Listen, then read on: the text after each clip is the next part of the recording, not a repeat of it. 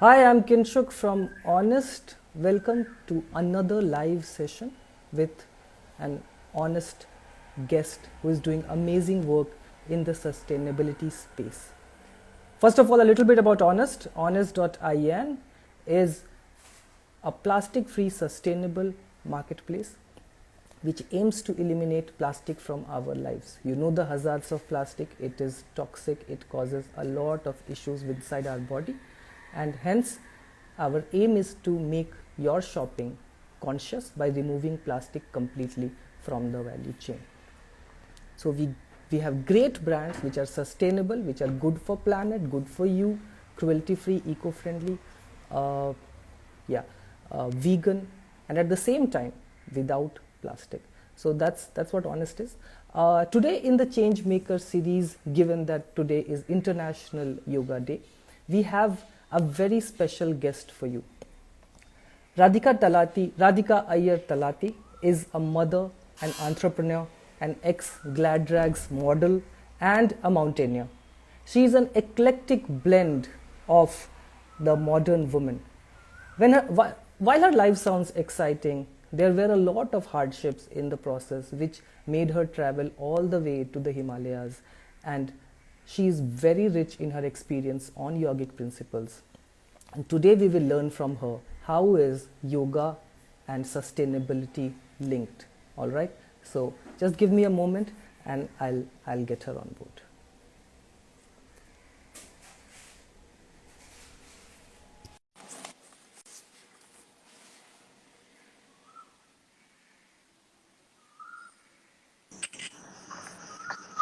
Hello Namaste, Radhika ma'am. namaste. Hello. Good Hello. morning, everyone. And I'm so happy to be with another beautiful platform. I've been talking about on it. Uh, I think founder of such a cute Anahata is so different from most brands, and I'm so happy to have given us an opportunity to be on the platform. Thank you so much. Thank you so much for making time on International Yoga Day. And let's dive in because people really want to know. So, first of all, explain to us how is yoga and yogic living linked to sustainable living? Yoga is all about connecting to your own self. It's about bringing the mind and body together. And when you have connected to yourself, you connect with nature. That's the uh, crux of it. And when we talk about sustainability, we talk about not harm. So,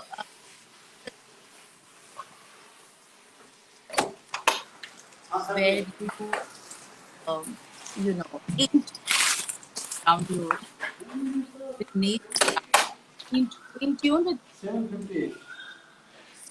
complex have mind. You know. So there is a difference. You there you understand the difference you want to achieve, and I think that is in fact one of the best ways to explain sustainability and therefore to explain yoga.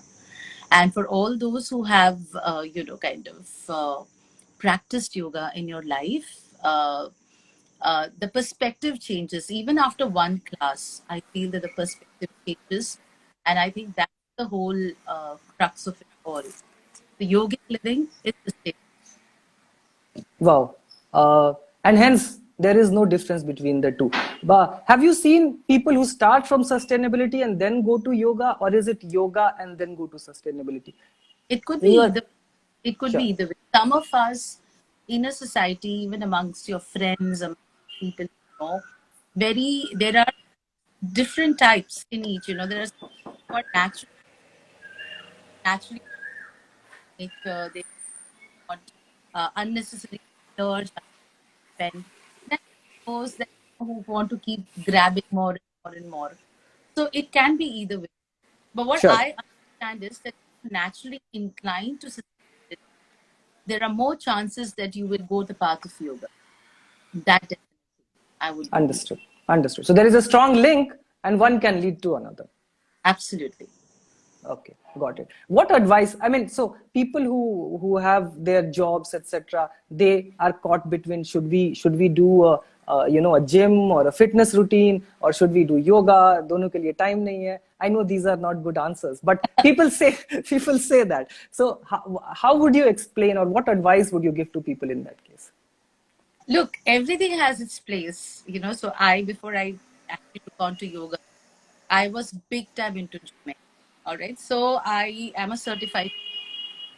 The only Wow. difference, major difference that I've found in both is that while exercising, any kind of functional exercise or kickboxing or any other outward exercise that you physicality wise, it takes your energies outwards. So it basically, kind of increases your muscle and it makes you sweat, it makes you be at par, it pumps out adrenaline. So those things are definitely happening when you're gymming. But when you're doing yoga, you are going inside. There's an internal concentration. So there's progressive muscle relaxation. There is ease in breath awareness.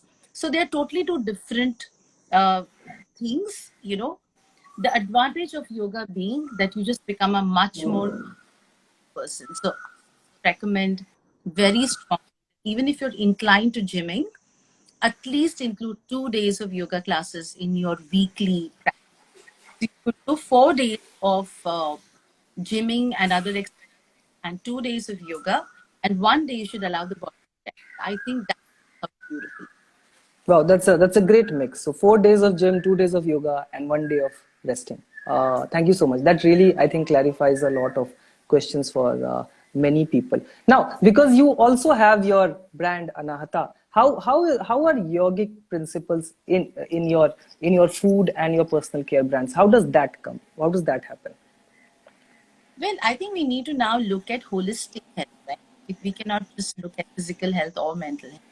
There's a spiritual health, there's an emotional health, there's a societal, a social health.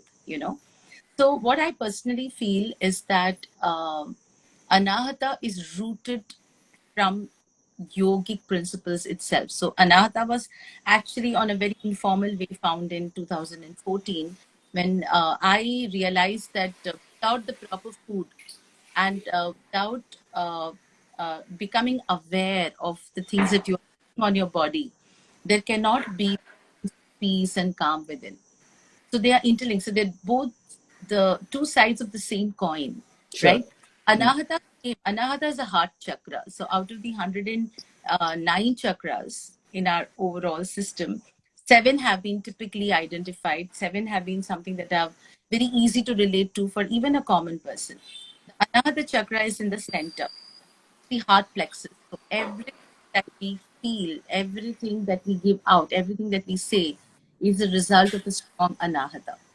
So Anahata is based out of yoga itself. Wow. Okay. Got it. Thank you so much. It's a very deep answer. uh, and now I'll ask you a tough question. I know you have a large portfolio of products, right? I mean, there is food, there is non-food. What is your favorite Anahata product? I think without doubt it's the Kumkum Aadhi oil. I'll tell you why. Because forget the result. I think there are a lot of brands out there who are putting out some fantastic products. Plus, I still feel more organic brands need to come because the market is huge now, just now rising. Why the Kumkumadi is the way? So I don't know anything much about Kumkumadi product. We're using the born of Tamil brand. Use a lot of these. Sorry, ma'am, we lost your audio for like 30 seconds. If you can just repeat what is great about the Kumkum Adi product. Correct. Kumkumadi. Okay. Yeah. Can you hear me now? Yes. Yes. Yeah, all right. So I was just saying, being born in a typical Tamil Brahmin family, we were always exposed to indigenous herbs. We were used to the oils, we were used to the concoctions that we were making.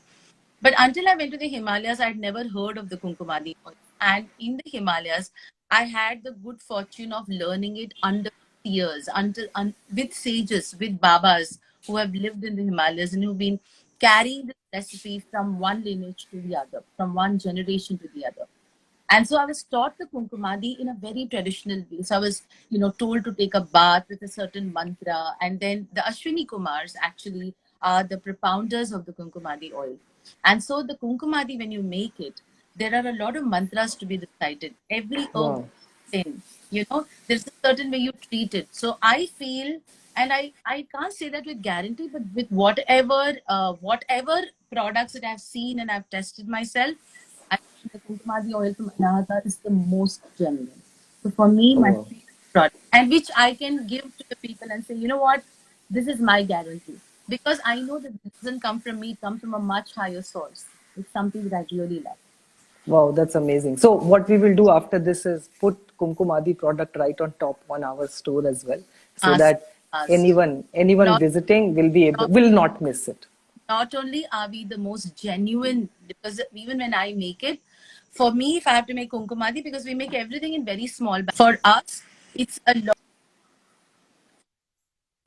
For me, I have to mentally prepare myself for at least 48 hours. And when I make the Kumkumadi, I don't make anything else. Plus, we Wow. are the most reasonable. We've been told from so many people that we should increase the price of Kumkumadi. But the vision of the brand when I started it was, of course, business is one thing, but it was accessibility. I wanted every single person to be able to try the product. So we've kept it at a very nominal range, and the effect that it has on your skin is tremendous. So please do that. Please do that. Please try. Please Yeah. try Kumkum Aadhi product like Radhika ma'am is saying. All right. Now one easy question. What do you like about Honest? I love the fact that it's such a beautiful, sustainable program. I loved your website. I thought it was very simple, easy to navigate. It had just the correct amount of images. Sometimes otherwise, because we ourselves have so many products, so I get a little odd when I look at my own website. But with your website, I just found it very easy, very simple, clear. And of course, the principles that you stand for, that you talk about sustainability. I read some blogs that you've written, and I love the artisanal soaps wala thing. It was really nice. I really like that blog. So I personally feel that you're a very simple platform for people to do great things with, you know.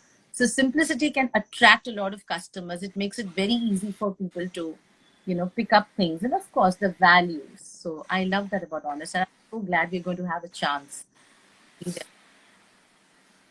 Thank you so much. That's really amazing. So yeah, so that's what we had. There are some questions. If there are more questions, please type it here, and I'll pass it on to Radhika ma'am. But there is one question: what is the right time? Amrita has asked. What is the right time to do yoga? Is it morning or evening? The right, What is the best time? the Time. best, I would say, morning. So the Brahma Morning. Muhurta, ideally between 4 o'clock and 6:30 in the morning, is the time you should practice yoga. It's the best. But otherwise, for you to begin, so don't wait if you can't practice. Practice whenever you can. So suppose you're comfortable doing it in the afternoon, practice in the afternoon, in the night, but start. As soon as you start, within a month Got or it. so, you automatically gravitate on it. Wow. Okay. So start first and then think about the timing. I think, Absolutely. and the best time to do it is in the morning. All right. Right. Thank you so much, Radhika ma'am. It was a great session, and we learned Thank a lot about yoga and sustainable living as well, and about Anahata brand. And I think hearing about Anahata from you, makes us even more interested in how we can work with this brand. So that's amazing. Thank you so much, and thank you guests for thank you listeners and viewers for joining in. Thanks a lot. We'll be back with another live session very soon. you. All right. Bye-bye. Namaste. See you. Thank you, ma'am.